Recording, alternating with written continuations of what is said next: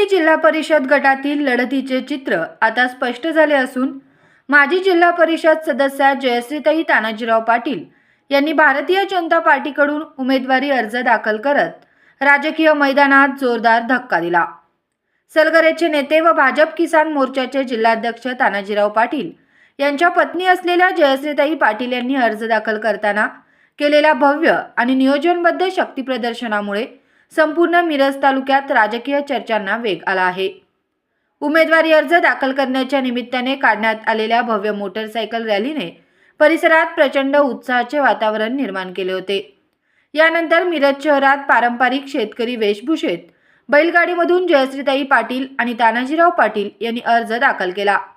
हजारो कार्यकर्ते, समर्थक आणि नागरिकांच्या उपस्थितीत ढोल ताशे तसेच पारंपरिक वाद्यांच्या गजरात दाखल झालेला हा अर्ज मिरज पूर्व भागातील आतापर्यंतचा सर्वात लक्षवेधी आणि प्रभावी राजकीय कार्यक्रम ठरला। या भव्य शक्ती प्रदर्शनात एरंडोली जिल्हा परिषद गटातील मिरज, एरंडोली, पायापाचीवाडी, शिपूर, खंडेराजुरी, बेळंकी, डोंगरवाडी, कदमवाडी, सलगरे आणि चाबुकस्वारवाडी या गावांमधून मोठ्या संख्येने कार्यकर्ते सहभागी झाले होते।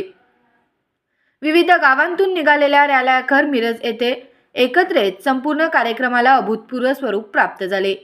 पारंपरिक बैलगाडी, शेतकरी संस्कृतीचे प्रभावी दर्शन आणि प्रचंड जनसमुदाय यामुळे जयश्रीताई पाटील यांच्या उमेदवारी अर्जाने केवळ उपस्थिती नव्हे तर राजकीय ताकदीचे ठळक प्रदर्शन घडवून आणले। विशेष म्हणजे भाजप किसान मोर्चाचे जिल्हाध्यक्ष असलेल्या तानाजीराव पाटील यांनी बैलगाडीमधून केलेली एंट्री ही शेतकरी वर्गाशी असलेली आपुलकी आणि संघटनात्मक ताकद दर्शवणारी ठरली असून ती सध्या संपूर्ण जिल्ह्यात चर्चेचा विषय बनली आहे। या जोरदार शक्ती प्रदर्शनामुळे एरंडोली जिल्हा परिषद गटातील राजकीय समीकरणांना स्पष्ट दिशा मिळाली असून आगामी निवडणुकीच्या पार्श्वभूमीवर या गटात जयश्रीताई पाटील यांचे नाव निर्णायक ठरत असल्याचे चित्र आता स्पष्टपणे समोर येत आहे। मी तानाजी पाटील सलगर, ग्रामपंचायत माजी लोकनियुक्त सरपंच। आज एरंडोली गट 52 यामधून सौ जयश्रीताई तानाजीराव पाटील यांचा भारतीय जनता पार्टी मधून जिल्हा परिषद गटासाठी अर्ज दाखल केलेला आहे। हा अर्ज दाखल करत असताना या मिरज विधानसभा मतदारसंघाचे कार्यसम्राट आमदार आदरणीय सुरेश भाऊ, त्याचबरोबर आमच्या नेत्या सांगली जिल्हा मध्यवर्ती बँकेच्या व्हाईस चेअरमन आदरणीय श्रीमती जयश्रीताई मदनभाऊ पाटील यांच्या मार्गदर्शनाखाली हा अर्ज दाखल केलेला आहे। याच्या पूर्वी 2012 ते 17 पंचायत समिती सदस्य, सभापती, त्याचबरोबर 17 ते 22 जिल्हा परिषद सदस्य आणि 22 ते 27 सलगरगावच्या लोकनियुक्त सरपंच म्हणून सौ जयश्रीताई तानाजी पाटील यांनी चांगल्या पद्धतीचं कामकाज केलेलं आहे। आणि या विकासाच्या जोरावरतीच गेली 25 वर्ष सलगरगावची ग्रामपंचायतीची सत्ता सुद्धा आमच्या ताब्यामध्ये आहे। त्यामुळे आम्ही दापंत्यांनी सलगरगाव म्हणजे आमचं कुटुंब, किंबहुना एरंडोली जिल्हा परिषद गट म्हणजे आमचं कुटुंब असं समजून सातत्याने या विभागामध्ये विविध योजनेच्या माध्यमातून विकास कामे केलेली आहेत। भारतीय जनता पार्टीच्या माध्यमातून आदरणीय सुरेश भाऊंचं तर फार मोठं काम आहे, डोंगरावर काम आहे।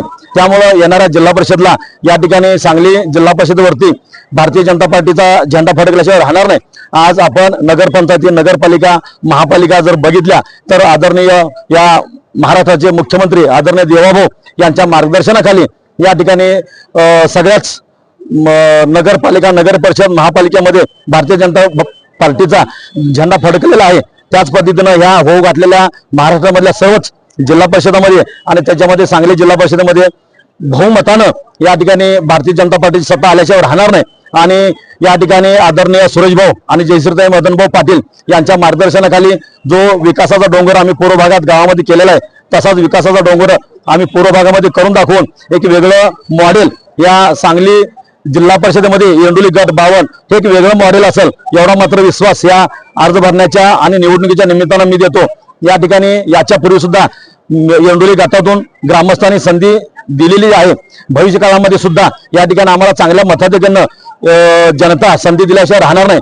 आणि मला अभिमानानं सांगावं वाटतं की सांगली जिल्हा परिषदेमध्ये सगळ्यात जास्त मताधिक्याचा उमेदवार म्हणून एरंडोली गट आणि त्याच्यामधले उमेदवार सौ जयश्रीताई तानाजीराव पाटील असतील आणि याच्यामध्ये शहाचा वाटा आमच्या कार्यकर्त्यांचा, त्याचबरोबर भाऊ आणि वहिनींचा असणार आहे। आज ह्या सगळ्या गोष्टी करत असताना आदरणीय भाऊने सांगली जिल्हा किसान मोर्चाचा अध्यक्ष मला केलं।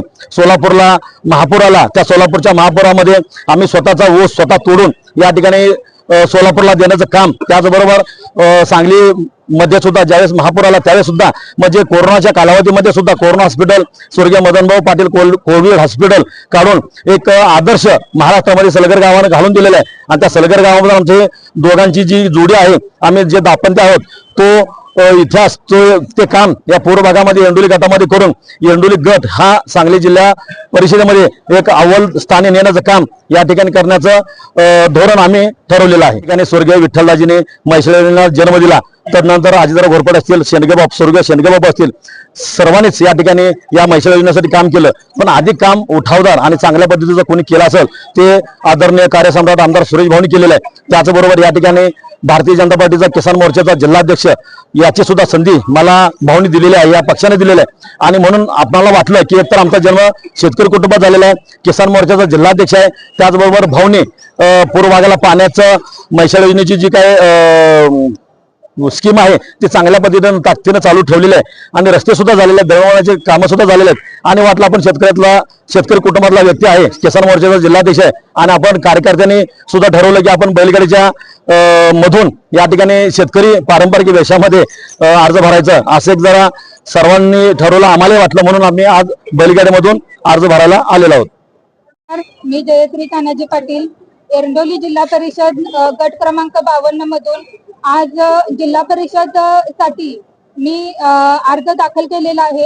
अर्ज दाखल करत असताना कार्यसम्राट आमदार माननीय सुरेशभाऊ खाडे आणि आमच्या जिल्हा बँकेच्या संचालिका व्हाईस चेअरमन जयश्रीताई मदनभाऊ पाटील यांच्या मार्गदर्शनाखाली आम्ही आज जिल्हा परिषद साठी एरंडोली गटातून अर्ज दाखल केलेला आहे.